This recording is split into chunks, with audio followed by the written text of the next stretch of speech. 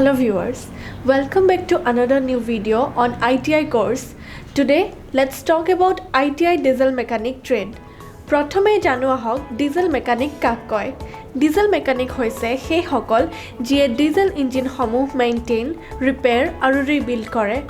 তেওঁলোকে প্ৰথমে এটা ইঞ্জিন পৰীক্ষা কৰি তাত থকা সমস্যাটো ধৰা পেলায় আৰু সেইমতে ইঞ্জিনৰ সেই বিশেষ প্ৰব্লেমেটিক পাৰ্টটো ৰিপ্লেচ বা ৰিপেয়াৰ কৰে। এই ট্ৰেড ITIৰ ইঞ্জিনিয়াৰিং কেটেগৰীত পৰে। এই কোৰ্সৰ ডিউৰেশ্যন সাধাৰণতে এবছৰীয়া। মেকানিক ডিজেল ট্ৰেডত ভৰ্তি হ'বৰ বাবে নিম্নতম অৰ্হতা মেট্ৰিক পাছ, কিন্তু মেট্ৰিকৰ সময়ত ছায়েন্স আৰু মেথছ ছাবজেক্ট দুটা থকাটো বাধ্যতামূলক।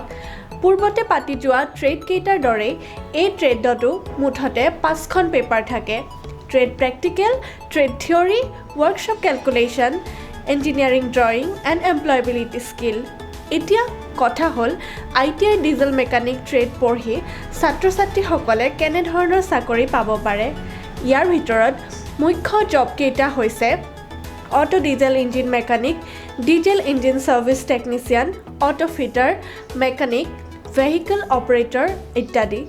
মেকানিক ডিজেল ট্ৰেডৰ যোগেদি এজন কেণ্ডিডেটে ভাৰত চৰকাৰৰ ৰেল বিভাগত চাকৰি পাব পাৰে। তদুপৰি অটোমোবাইল ৱৰ্কশ্বপতো নিয়োজিত হ'ব পাৰে। লগতে অইল ইণ্ডিয়া লিমিটেড ONGCত চাকৰিৰ ক্ষেত্ৰত বহুতো সুবিধা লাভ কৰে। গতিকে আপোনালোকে জানেই যে বৰ্তমান ITIৰ সকলো ট্ৰেডৰ এডমিশ্যন প্ৰচেছ মুকলি হৈ গৈছে। যদিহে আমাৰ এই ভিডিঅ'টি চাই আপুনিও ডিজেল মেকানিক ট্ৰেডত ভৰ্তি হ'বলৈ আগ্ৰহী, তেন্তে পলম নকৰি আজিয়ে আমাৰ সৈতে যোগাযোগ কৰক আৰু মাত্ৰ এবছৰৰ পিছতেই চাকৰিত নিয়োজিত হওক।